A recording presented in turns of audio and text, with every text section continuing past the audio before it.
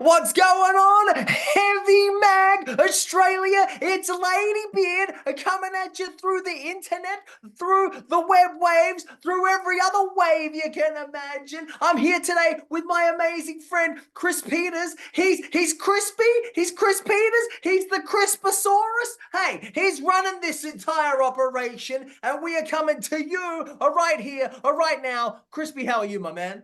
I'm very well, mate. That is the most energetic intro I've ever had the pleasure of sitting through, mate. Thank you.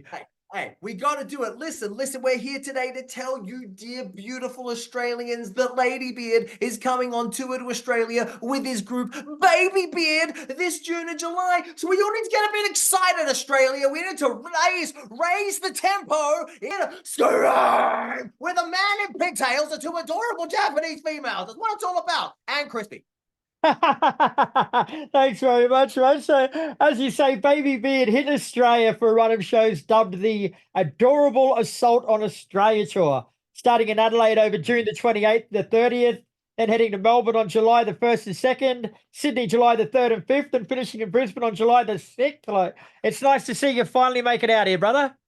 Thank you, my friend. We've been, yeah. So this group, if you don't know, my name's Ladybeard. I'm in a group called Babybeard. It's me with two adorable Japanese ladies next to me. We're all dancing. The girls are singing. I'm screaming. It's like baby metal, but with a giant bearded cross-dressing Aussie in the middle. That's exactly what it's like. And crispy. Now, so we're coming on tour, as the Crisposaurus tells you. Adelaide, Melbourne, Sydney, Brisbane. It's going down. It is on like Donkey Kong. The group is called Babybeard, so it's Ladybeard plus babies equals Babybeard. It's very straightforward. And we're coming for you. Listen, we've been trying to make this Australia tour happen for a long time. We put this group together in 2020. We all know what happened then, made touring somewhat difficult. We had a plan, tour 2020. Not happening. Tour 2021. Not happening. 2022. Finally. 2024 is the year of the beard. Actually, they've changed the Chinese zodiac, so it actually is officially the year of the beard for Australians only. So, if you are in Adelaide, Melbourne, Sydney, Brisbane, we expect to see you on the Adorable Assault on Australia tour with Babybeard coming at you June, July. Now, I've got to ask you, mate, what is going to be so adorable about your assault on Australia? Oh, listen, well, first things first, Australia needs an assault. Let's just not mix our words. I mean, if there ever were a nation that the way the whole thing's shaped, it's kind of like a board that you throw darts at, isn't it? Oh, the nation needs some assaulting, you know? I mean, the fact that Tasmania's broken off down there, that was the beginning of the assault, but now we need to complete the whole thing up. We need to break the country up into entirely separate sections. So the only way to do this, the only way you can efficiently, accurately, 100% completely assault a nation is with adorableness. Because no one wants a disgusting, I'm going to assault you. There's no fun. You need to be assaulted with a little bit of, this is going to be a fantastic assault. So that's what we're here for. Hey, Australia and your senses, we're smashing yous, all of yous. And it's going to be the best. I don't think I even answered your question. I think I just made a bunch of noises. In a roundabout way, you did. in your own beautiful way, brother. I'm gonna have to get a PR person to just write down the actual answers to these questions and send them in after. Ladybeard just gets on the camera and just makes the microphone distort and doesn't actually tell you any information. But it's entertaining. Well, bless you. Thanks, Chris. But hopefully, I'll do it like I'm not Ladybeard, like I'm in another heavy metal band. Very, very cool. Now, it's quite fitting that you start the tour in Adelaide, which just happens to be your hometown. So, are you nervous about performing in front of friends and family you might not have seen for a while? No, man, I'm thrilled. I'm so excited. So in Adelaide, we're performing at the biggest anime convention in Adelaide, which is called AvCon. I'm not sure if it is now because the whole pandemic changed everything, but it always was the biggest anime convention in the Southern Hemisphere. So it was a big old deal. And I've been actually trying to get onto this convention for the past 10 years. So wow. I've been trying to do this convention since before I came to Japan. And then once I came to Japan, did well in Japan. Every year we've been trying to get me on this show, and it's just every year it's been, a schedule clash, or some logistical problem, or pandemic. So for 10 years we've been trying to make this appearance happen. Finally, it's happening. I'm so happy because it's happening with the whole group, with me and the girls, which is going to be wonderful, and our video package and everything that we bring to the show. And it's really, I'm really thrilled actually. My parents and my friends and everyone get to see me perform on this big stage. And it's really going to be a good time. So everyone in Adelaide, even if you're not in Adelaide, you should come to Adelaide for AvCon and then see us at the other shows as well. I reckon that's the best way to do it. And how long has it actually been since you've toured Australia in any capacity?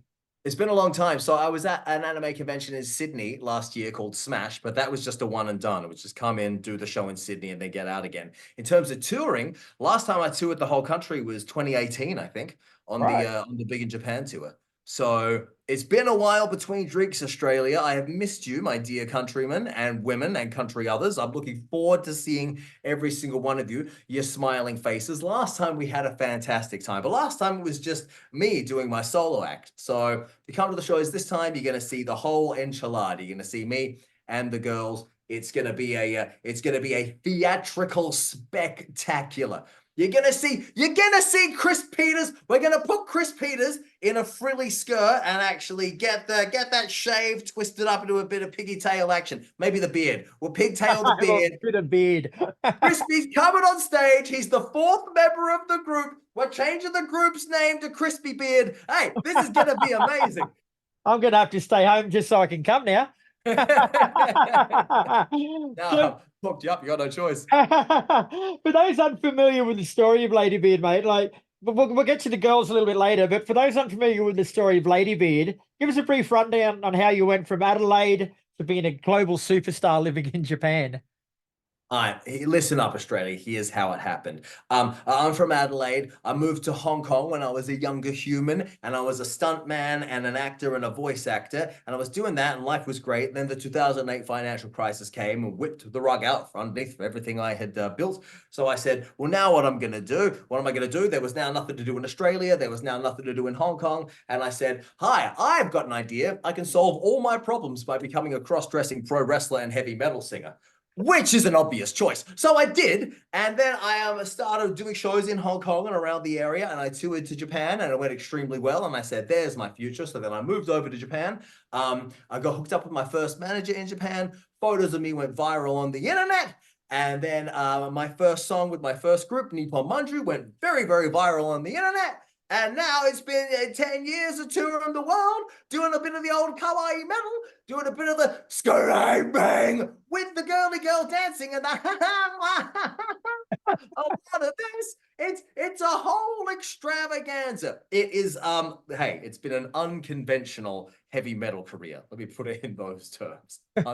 Unconventional is the word. The press release describes Babybeard as combining colorful Japanese pop culture and relentlessly cute pigtails with heavy metal, pro wrestling, and choreographed dances. Like, pretty much sums it up in one kick and caboodle, doesn't it?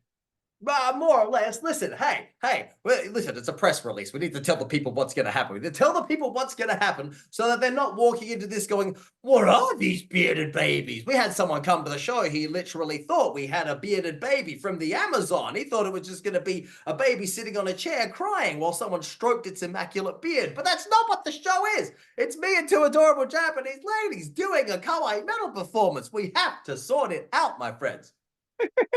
I think it's actually probably fitting to point out here now too, because anyone watching this that isn't familiar with you might get the wrong impression that it's actually a comedy show.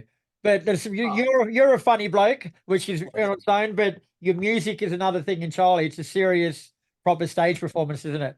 100%. It's a very serious endeavor. We work as hard as we can to deliver the best show that we possibly can. So, yeah, no, we're not a comedy act in like the sense of something like, you know, the Key of Awesome or one of those comedy bands. That's not what we do at all. We're a kawaii metal group. So, but here's the difference. Whereas most kawaii metal groups are a bunch of little girls who kind of just sing and dance like little girls with some heavy metal music behind them, we actually have a heavy metal singer as the front person, you see. So this is kind of the essential difference. There actually is screaming. There's proper metal behind the whole thing. And then on top of that, we have a metal singer who actually does all the dancing. So look, dancing like a little girl, screaming like the Crisposaurus, got my two girls with me. It's an extravaganza. And, you know, and somehow, I got to tell you, this is a real problem. Every time we do a show, some character calling himself a pro wrestler, decides to take some kind of issue with Ladybeard, storm the stage, decide he's going to put an end to our amazing performance that we brought across the ocean for you, decides he's going to shut this thing down. I need to deal with him, dispose him, get him off the stage so we can finish the performance. I need to tell you, it's a nuisance. Sounds like it. Oh, it's a real nuisance. Real It's nuisance. real nuisance. Can't believe it. I didn't start life as a pro wrestler, just so that you understand. This is the problem. A lot of people take issue with me. Say things like, this man calls himself a pro wrestler. That's not what a pro wrestler looks like with your pigtails and your dancing. It's not what pro wrestling is. I'll show you what pro wrestling is. So you see what I'm saying? Listen, worlds collide in this arena spectacular. Worlds are colliding. It's just like a Katy Perry show, except there's no Perry and there's no Katy. There's Ladybeard, two adorable girls. That's what it is. Now, speaking of those adorable girls, they're both Japanese idols, and it's SUZU and MAHRI. Is that the right name? SUZU and MAHRI, that's correct. So, Yes. so tell us a bit about them and their role in Babybeard. So both the girls, they're both in their early 20s. They're both very sweet, very adorable. SUZU, Crispy, you've met SUZU before. She was one of our original members. And so when we first started telling you about the group, she was here with me, interviewing with me. I was translating everything for her. She's very, very sweet. And so she is real straight from the source Japanese idol. So she is the real thing, my friend. One of the things we've been trying to do with this group is kind of get the Japanese pop culture and kind of, bring it outside Japan somewhat. Because if you're not in Japan and you can't speak Japanese and you're not kind of versed with the culture, there's a lot of really wonderful pop culture here that just you can't really get access to because it's kind of gate kept, not on purpose, just gate kept by the culture and by not knowing where to find it and how to experience it and how to access it, So that's kind of one of the missions with this group is to kind of break down these geographical barriers and cultural barriers and so forth. So SUZU is straight from the source. MAHRI is a very interesting case because she is Japanese in terms of her genetics and whatnot. And she was born in Japan, but then she actually grew up all over the world. So she grew up in Panama, and then I think she lived in Sydney for a while, and then she kind of did her high schooling in Thailand. So she's very interesting because while she is a Japanese person and she is an idol, she's like a globalized idol. So we have quite the interesting dynamic here. We have an Aussie, we have an internationalized Japanese girl, we have a straight from the source Japanese girl. We are bringing the land of the rising sun to you, Australia, straight to you. Everything you could ask for from Japan coming to you in the form of this group and this show.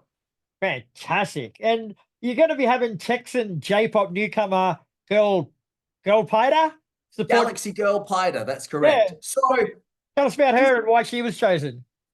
She's not the kind of artist that you'd normally talk about in a publication called Heavy. But I'll tell you anyway. She's a go for your life.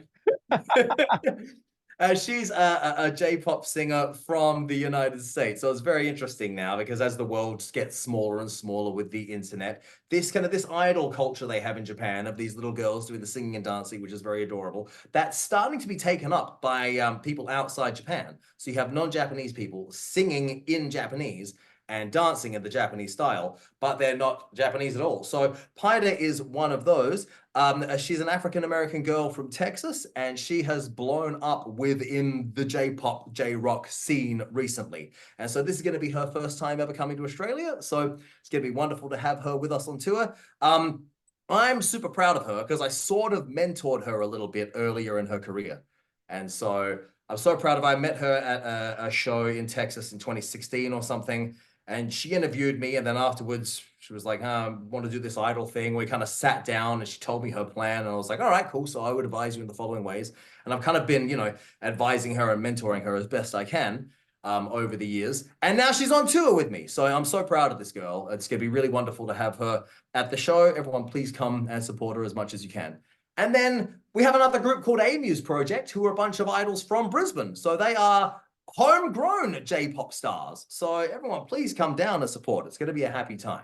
It will be indeed. Well, that's all I've got for you today, Sir Ladybeard. But the Adorable Assault on Australia tour is on June 28th to 30 in Adelaide, July 1 and 2 in Melbourne, July 3 and 5 in Sydney, and July 6 in Brisbane. And where can people get themselves a ticket if they want to come? My friends, Ladybeard's group, Babybeard, coming to Australia, the adorable Assault on Australia tour. You need to go to haientertainment.com. That's HAI entertainment.com.